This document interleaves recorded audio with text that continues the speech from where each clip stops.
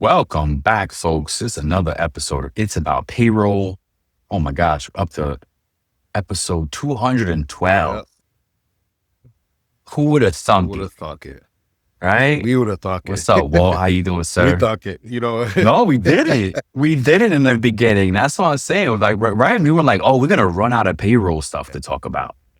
Shame on us. After a while, we hit our stride. Yeah. Yeah, after a while, we were like, no, this is never going to end. Payroll's always changing. There's always going to be So, something to talk about. Yes, man.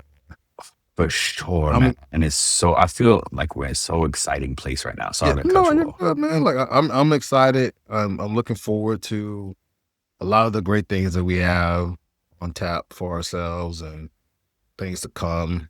It's great to be in the weeds with this, right? Because it doesn't seem like work. It seems like, fun stuff to do. You know what I'm saying? So Yeah. it's just Yeah. enjoy. We got to make it Yeah, that. yeah, You yeah, gotta, yeah. you gotta make it Yeah, that. when you enjoy For sure. what you do, it's not work, right? Yes, exactly. So I'm good, man. How about yourself? Um, great. Yeah, I'm great, man. Thank you. Good, man. I appreciate it. Well, I'm excited for today's topic. No guest today. We're going to talk a little bit about the history of payroll. Yeah. I think a couple episodes back, we were like, it kind of hit us to talk about it. And I was like, well, let's do that. Ian Giles, if he ever publishes his book, is working on the world history of payroll, which is so far amazing. Yep. I need to keep bothering him about it. And but yeah, so got curious. So let's see. So the question that is gonna start us off is this: what part of payroll do you think has changed the least over the last 100 years? What do I think has changed The least. over the The last least. Right. man? It's a tough one. Well, the least is the fact Or is the not. fact that we have to pay people, right? There you go. The fact that we have to pay people. There you go. That's it. Like Hey, people need to get paid. to your point, it still needs to be on time and accurate. Yes, sir. Yes, sir. Yes, sir. Yep. That does not change. Exactly, bro. So start us off on this. You're gonna take us back through some things that Yeah. little pieces over time here. Yeah, yeah. So look, man, like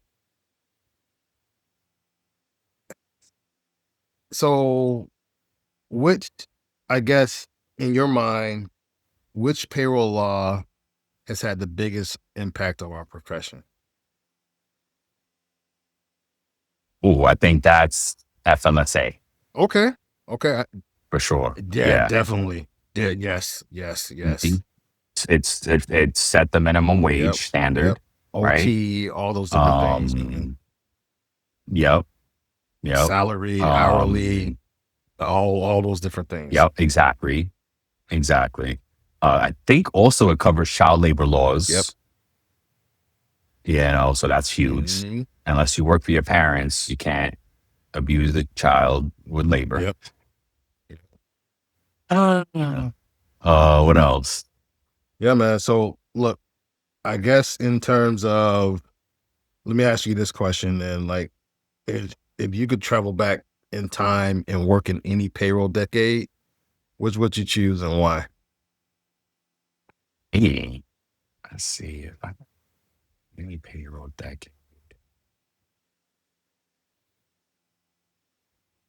I would jump to now. Okay. Like I would want to start now in the digital era. Like you and I both know about paychecks and like actually printing checks and having to give them out Wooden time clock.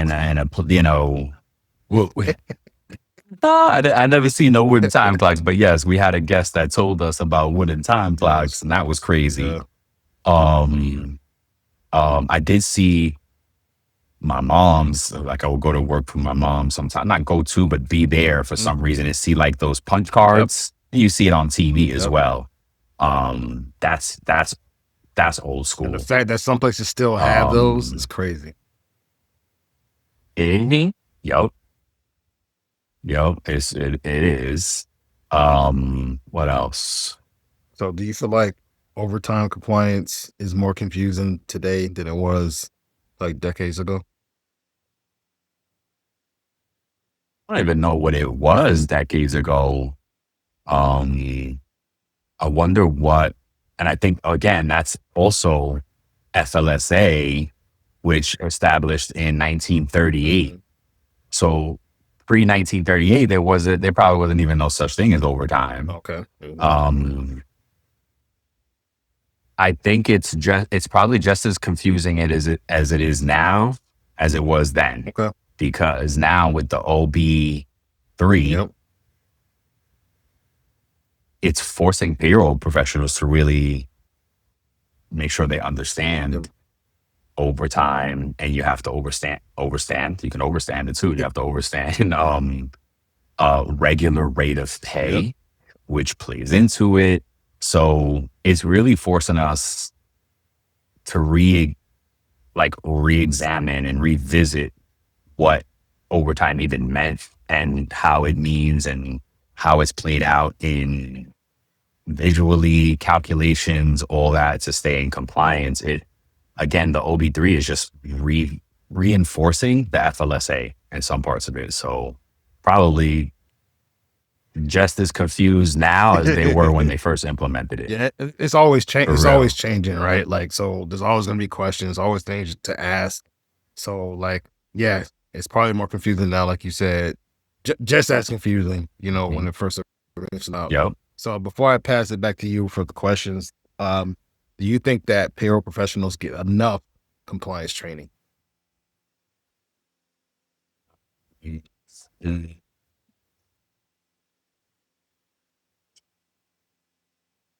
Probably not. No. No is, oh, excuse me. Hold on Yeah. for a second. Mute one.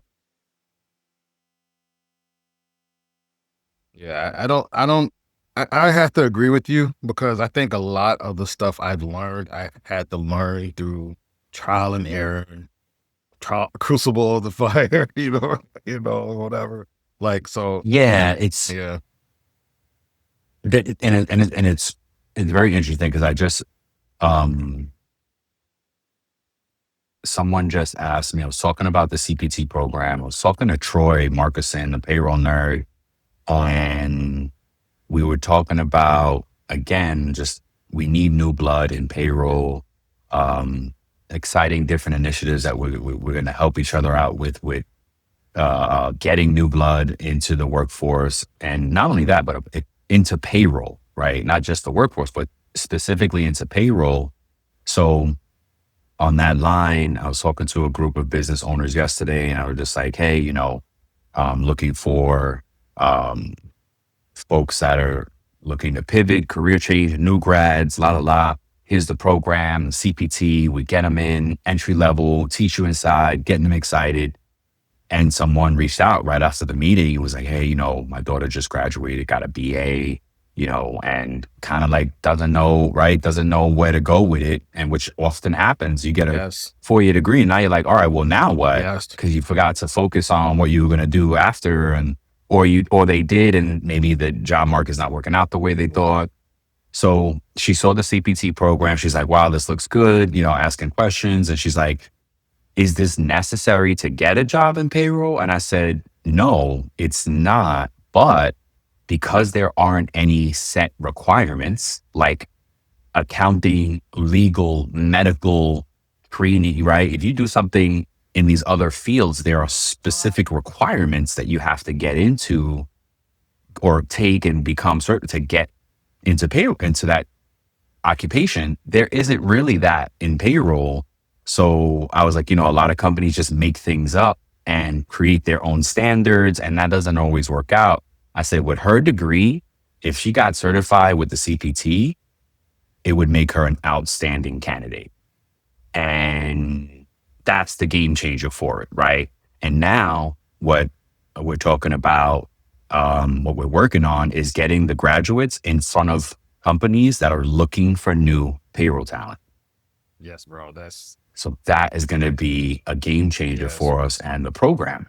So I forgot what the question was, but yeah. It was, do you think payroll pros get enough compliance training? And I was saying, and I was saying, like, I agree with you. I've had to learn a lot on the Yes. job, instead of like getting Yes. like necessarily trained on certain Yep. things.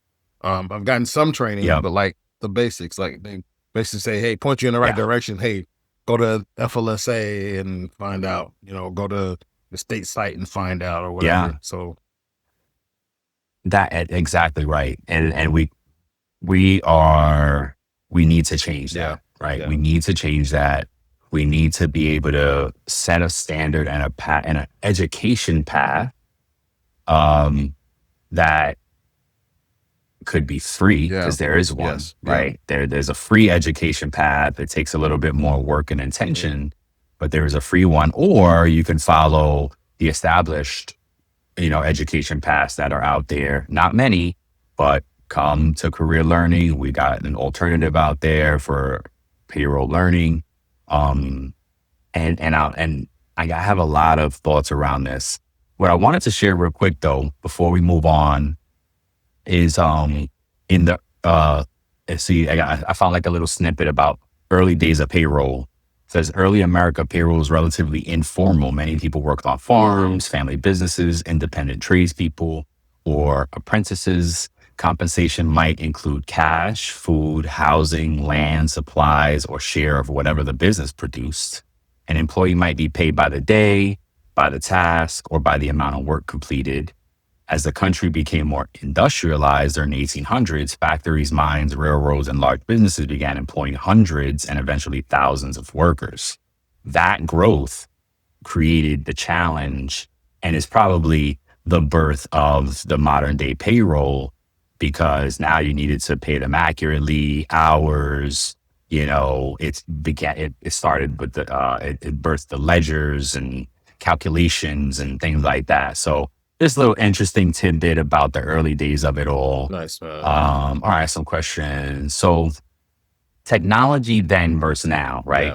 How do you think technology has made payroll easier or different? So let me rephrase. Has technology made payroll easier or different? I don't necessarily know that it's easier. I think it's become more efficient in a way, but as we've gotten more technology, like as that has improved, there's more Mhm.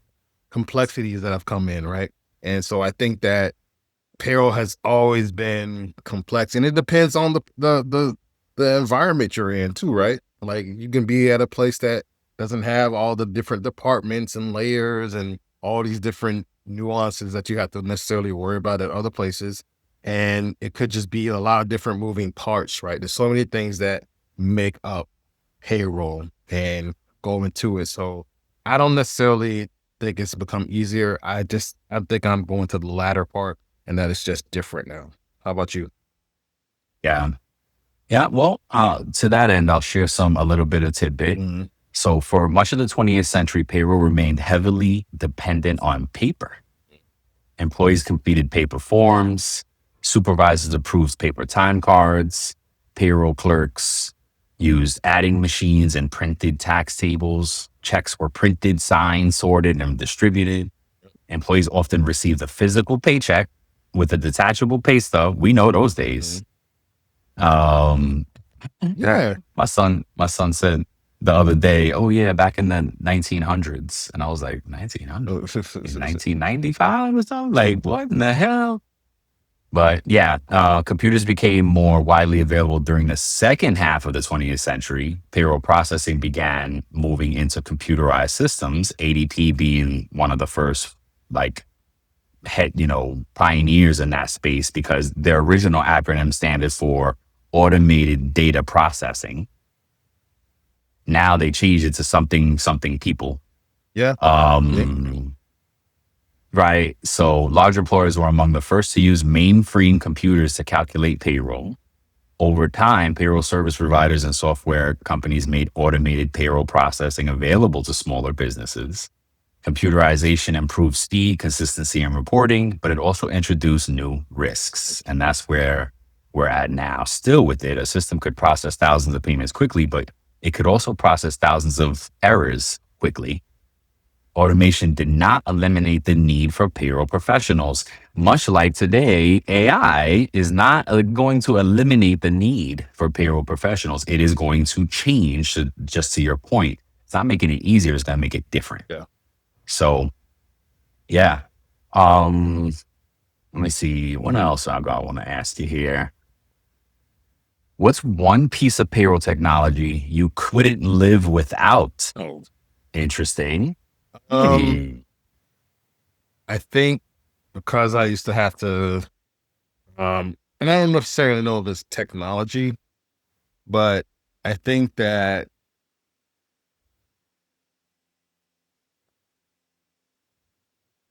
I was going to say direct deposit, but it's not really technology in a sense.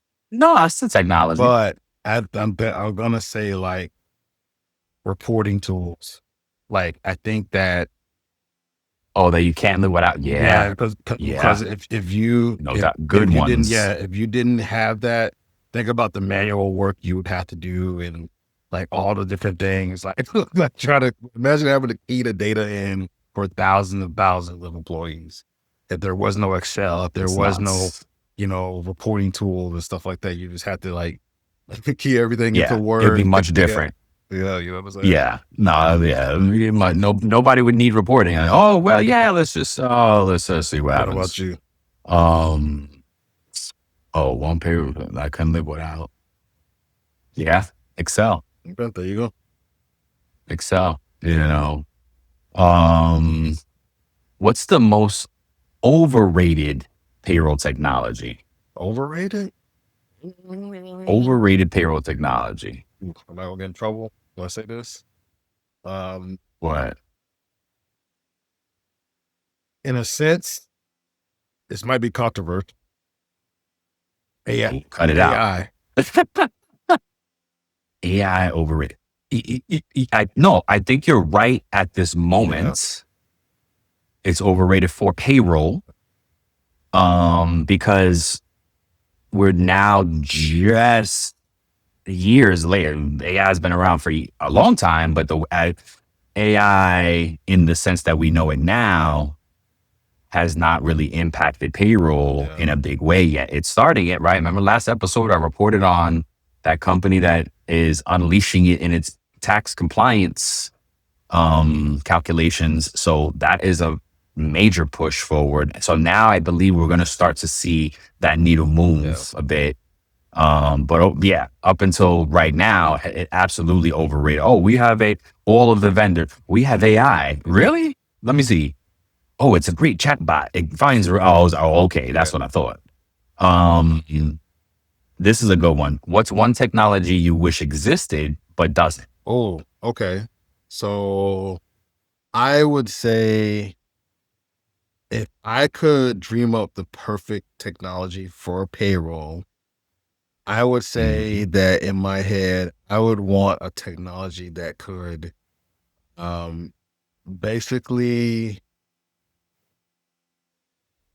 basically like send out notifications, explain employee paychecks, basically do all of that. Um, well, look, I know there's technology that can do that in piecemeal, but I would want it to be such a like Oh, such a yeah. sophisticated like technology that it could easily explain someone's paycheck to them, answer questions, you know, like automatically you know, like aside you can like the voice command thing you were talking about, like you can speak to it and it will actually like do it and like set up a batch, like go, hey, I need to pay this employee with employee number, blah, blah, blah, blah, blah, pay them this amount bonus and don't take any deductions except for 401k and tax at this tax rate, like just Yes. speaking to it like that and like it do it for you. I guess that would kind of be the technology I would want. Yeah. I like it. I like it. And before we move away from the technology part, uh, By the late 1990s and early 2000s, internet-based payroll systems began changing the profession again. Employees gained access to self-service portals where they could view payments, update personal information, and manage tax elections. Timekeeping systems became connected to payroll systems. No more wooden clocks. Human resource benefits, scheduling, accounting, and payroll platforms became increasingly integrated. Today, many employees can receive a notification on their phone the moment their pay is deposited. They can view earnings, taxes, deductions, PTO, year to date, without speaking to anyone in payroll. Some workers can access earned wages before their regular payday. Payroll teams can support employees working in multiple states, countries from one centralized platform. Artificial intelligence and automation can identify unusual payments, missing information, or changes that may need review. But despite all the technology, the purpose of payroll has remained remarkably consistent. Payroll must be accurately documented, calculated, the law applied, employee information protected, and the payment delivered. So how we kind of started it off, right? What doesn't change. So, and look, I wanted to speak to I saw that your notes in there about World War II and federal income tax, right? So I want to talk on that before I go to the what if segment here. Like, so, and how that was a major change, right? So before the 1940s, federal income taxes used to apply to a smaller portion of the population. But the financial demands of the war expanded that basically it required that more Americans pay income taxes. So the Revenue Act of 1942 increased the reach of federal income tax and introduced the victory tax. Then in 1943, the federal government established a broader pay-as-you-earn withholding system because before, workers waited until the end of the year to pay their entire federal income tax bill. And then instead, after this act was passed, employers began withholding the tax from each paycheck. So that was like a monumental shift. So essentially, employers became tax collectors, right? Back then. So could you imagine that? I know that some people still do that. So it kind of seems like back then, everybody kind of was in a sense, 1099 and kind of in a 1099 kind of situation, where you were responsible for paying your own taxes at the end of the year versus having someone take it out and an employer take it out, withhold it, and send the payments over to the government. So just thought I would share that note. Wow. Yeah, no, it's a good one. It's interesting to see how things have changed through the years, and it's crazy. Yeah. Okay. So what if direct deposit it disappeared tomorrow? The system would collapse. Yeah, I think so. It'd be that it would cause serious. Okay. Let me ask a different question there. Yeah, serious issues. What if we went away from the standard direct deposit as we know it and went more to an token based or a cryptocurrency type of thing? It's crypto. You know what I'm saying? What would that? Would you like that new world, or? I think I personally would. I don't know if everybody would, because how I understand it, I think it would be a better solution. Okay. That's just me. I also think that employee data should also be our personal information should be more of a on the blockchain.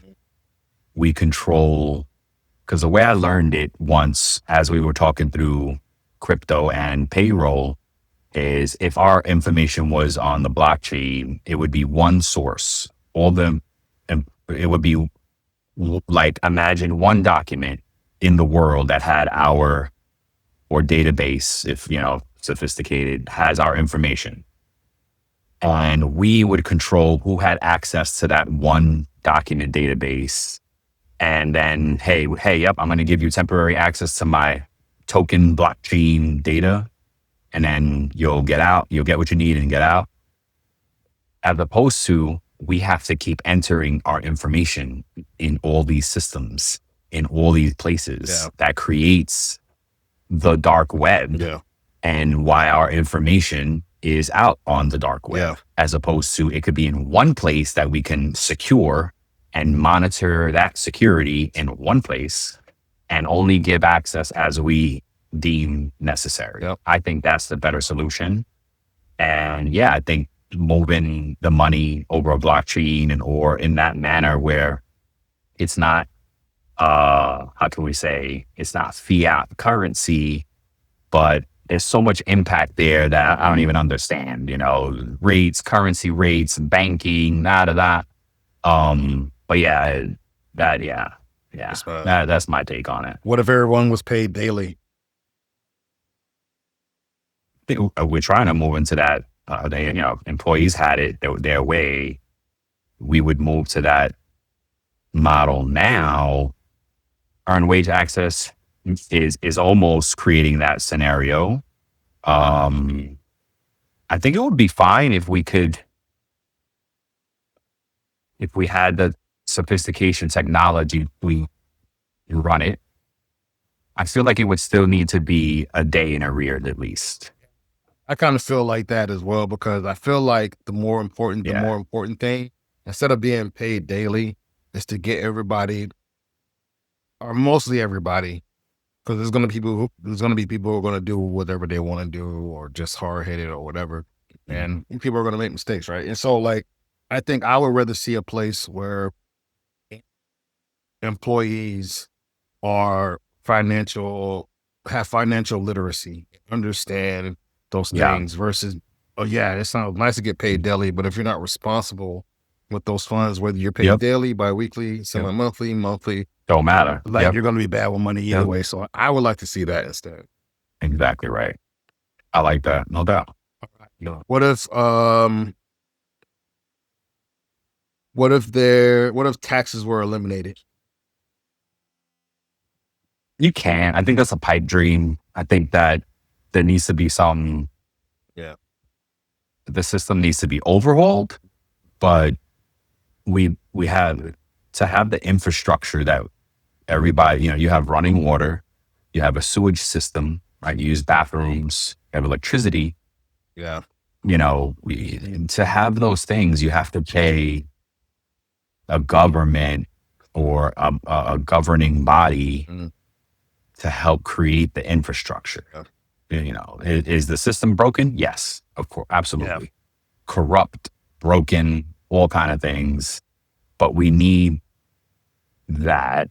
We need we need infrastructure, and then we need a mechanism that the people who benefit from the infrastructure are helping to pay for it. Sir, I agree. So, it should be overhauled. I don't think it goes away. Okay. But look, for the interest of time, and plus I have a hard stop in a few minutes.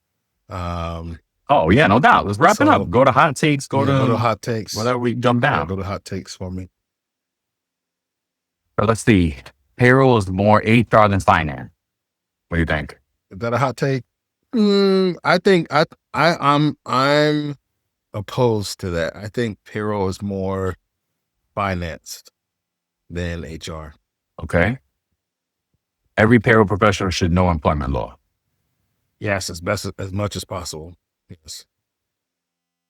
Weekly payroll is better than biweekly. Well, wait a minute. Is that contradicting myself? Because employment law versus finance? Maybe a little bit. Maybe that's why it's hot take. You can't stay and dwell on it. You gotta. Okay. You can do that after you're done. I think I like biweekly pay more than weekly. Weekly or biweekly? I think I like biweekly. Okay. Direct deposit should be mandatory. Yes. AI will improve payroll jobs. Yes, eventually. Payroll certification should be required. No. I think payroll. I think continued training, continued education should be a requirement. That doesn't necessarily equal certifications. Payroll should report directly to the CEO. It depends. Or you should understand their pay stub before calling payroll. In the ideal world. In an ideal world. Oh, good ending there. Yeah, man. So yeah, that wraps it up, man. Thanks for joining us today. We got a little challenge here before Walt gives us the quote of the day. If you could, this is our listeners, our audience, and all the folks listening or watching on I was gonna say hot tube, YouTube. If you could eliminate one payroll headache forever, what would it be and why? Let us know in the comments. We want to hear from you. Let us know. And yes, yeah, we want to know. and look, and if you engage, because we need more engagement. If you engage, you're the first person to engage on LinkedIn or email us or get it to us, I will send you a free copy of our book. I like that. Signed, I like that. matter I of like fact. that. Right? Yes, sir. A signed copy of our book. So end us out today, sure. All right. Quote of the day by Brian Escobar. Paycheck is never just a payment. It's a promise kept, a family supported, and a life made a little more secure. That's why payroll matters. Thank you, folks. We love you. Like, subscribe, share, tell a friend to tell a friend. Until the next time. Peace.